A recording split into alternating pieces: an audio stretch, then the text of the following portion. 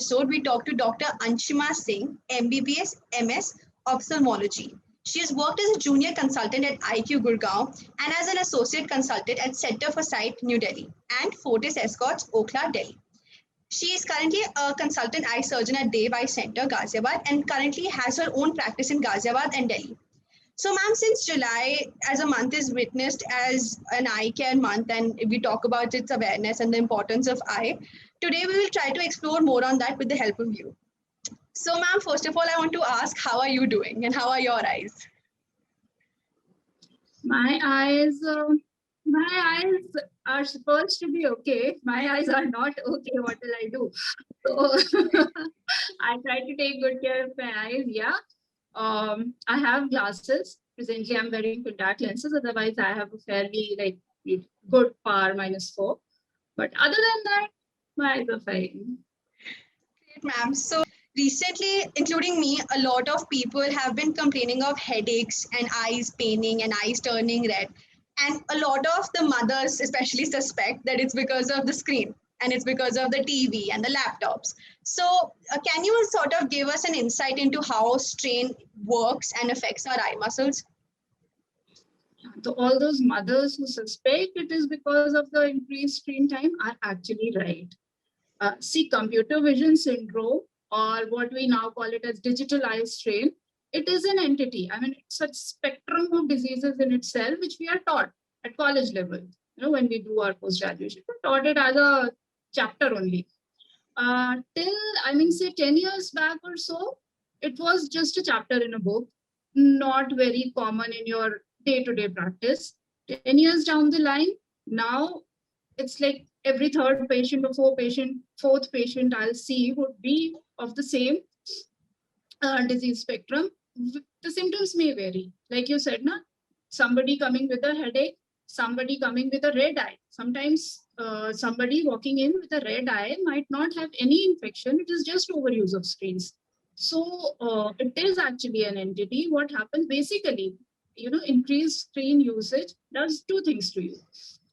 Very simple two things. One, you forget to blink. I mean, it's programmed in our brains like that. Our blink rate goes down, our tear film is disrupted, we end up with a dry eye with very long hours. I mean, if we are not used to taking breaks helps there. But people who are used to working on the computers 4 hours, 5 hours, 6 hours, 8 hours continuously are sure to end up with a dry eye. I mean, there's no like you are likely to have a dry eye, you are sure to have a dry eye. One. Second, when you're working on a screen, mobile or tab or laptop, they are all near gadgets. You're working at a close distance, 30 centimeters to a meter max. When I'm focusing on something closer to you, your eye muscles have to work more. When you're looking at a distance, suppose say you go for a movie or you are watching TV is at a distance. Then your eyes are not, your muscles don't have to work that much. I mean, it's a myth. If you think about it, we might think that if we are looking at a far off object, maybe our eyes have to work more. It's just the opposite. When you're looking at a far off object, our eye muscles are relaxed. And when we are watching something at a close distance, our eye muscles have to work like twice, thrice, 10 times more, depending upon how close the object is. So now with computers, both these factors combine. You have a dry eye, you have a muscle strain, and when your eye muscles are strained, what you experience is a headache. I mean, eye pain is also there, but most frequent symptom is a headache. So if you take care of the dryness part, the headache goes off on its own. We don't treat the headache. We just treat the dryness with eye drops and the headache resolves on its own. That's how this thing works.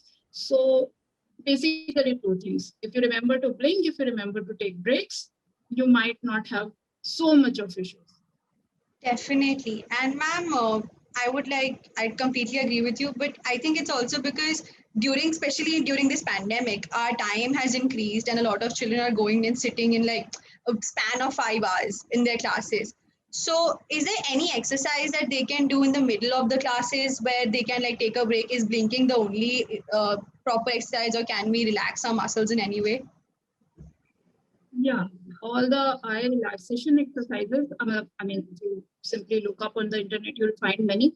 The simplest thing which I tell my patients is that's the 20-20-20 rule. See, after 20 minutes, if you can manage a 20 seconds break and you look at something which is 20 feet away from you, maybe if you just place your computer in a way that it is against a window, you can just look out of that window for 20 seconds. It helps a lot. Sounds very simple, but helps a lot.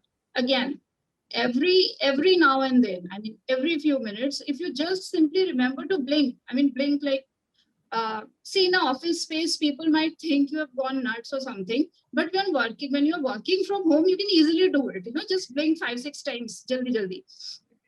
That helps a lot. The other thing which helps a lot is if you feel your eyes are strained, if you feel a headache maybe starting up, then what helps is an ocular massage. Ocular massage works like you just put your palms over your eyeballs and press a little and hold it. It's not just you do it once and remove it. Hold it for good 20-30 seconds. That helps a lot. All these things sounds very simple. They sound very simple. You can do, I mean, the rolling of eyes, and they teach that in schools also. You should periodically try to roll your eyes from left to right, right to left, up and down. Basically, those things help your muscles. Because your muscles are continuously focused at one screen. They are not moving here and there. That constant focus fatigues it. I mean, it's almost like if you keep standing at one place, you're more tired, your legs feel more tired. If you keep walking around, moving around, the tiredness is not there. The same thing works for eye muscles also. If you just remember to move them every, say, 20 minutes, you take a break, you just move them left, right, up, down, that helps. Right, correct. I think that, is very like a small effort, big advantage sort of an aspect there. So kids these age are on their phones for both education and recreation. So you study and then you get free and then you play the game. So in that case, how often should a kid or even an adult should get an eye checkup done? What is the time period that should be important? See, for a proper eye checkup with a doctor, there are two factors. One, if you have glasses, you don't have glasses already. If you already have glasses, you should visit your ophthalmologist once in 6 months, maybe, if you're a growing child. I mean, till the age of 16, 17 years. After that, your numbers are pretty much fixed. There's not much change in the surface of your eyes or the growth. So it could be done yearly. If you don't have any glasses, then it comes down to the symptoms. If a child or a teenager is complaining of symptoms like frequent headaches, sometimes the eyes are red, a child who is constantly rubbing his eyes and not saying anything. Sometimes children cannot tell what's going wrong. You have to just observe them. Somebody is just constantly rubbing. Needs to see a doctor, and then the doctor would take it from there. A child with no glasses, no symptoms, nothing, no issues, might not need a proper eye checkup. If the parents are highly suspicious, there are children who are very comfortable, who will have a power glasses spectacle number. Still, they are very comfortable, especially in the past 1 year or so. There's no looking at the blackboard. When they had schools, they went to the blackboard. If their eyesight was poor, the teacher caught it. ये बच्चे को दिखाई नहीं देता है. But, or even the student told their parents, when I sit at the back, I can't see. Now there's no looking at the blackboard. Children these days watch TV very rarely. So there's no looking at the TV also. Everything has come close. So they don't realize. So yeah, past 1 year or so, even routine eye checkups have become common. I mean, they are recommended once in a year, maybe once in 2 years, you take your child to just an eye specialist and get the vision check. Even if the child has no complaints, growing child, 10, 12, 13 years once.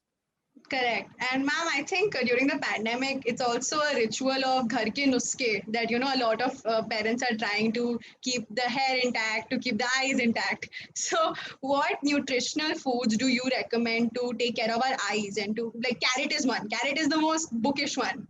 So what do you recommend? What can help? That's one thing which I'm asked, I think, almost every day. Every third patient now who's a young child, their parents ask. And I tell them, actually, with eyes, the thing is how they grow and how they behave.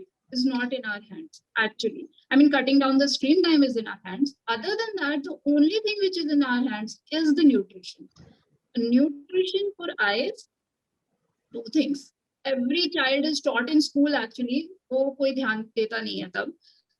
One is vitamin A, we all know. Vitamin A and its precursor, beta carotene. And now with beta carotene, the simplest way to remember is everything that looks green, everything that looks yellow or orange in color has beta carotene, and it is good for eyes. It is good for eyes in terms of your retinal health. I mean, the eye, the posterior part of the eye, where the light focuses and where your nerve starts, which carries the messages to the brain, to keep that part healthy and the surface of your eye as well. Vitamin A is important, plus your night vision. During the night time, what we see, there are specialized cells for it in our eyes, and those need vitamin A to function, rhodopsin. If they don't get it, the first symptom that a small child will have is he'll start stumbling in the dark. I mean, that is the first sign of vitamin A deficiency in children many a times. So for all these things, vitamin A is necessary. For all these things, we tell the children to have spinach and broccoli and maybe green bell peppers or bhindi and everything that is green. And everything is that is all the seasonal fruit that are yellow, all the seasonal fruit that are orange in color. One. The second is with the newer problems cropping up, eye fatigue, eye strain. Proteins are very important. If you eat a lot of protein, your muscle strength is good. I mean, everybody knows that. For our body, everybody knows that. Nobody thinks in terms of eyes.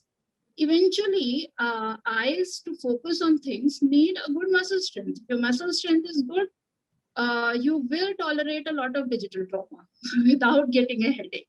I mean, in Hindi we say, "Jail jaoge aap." Aap kya khalengi?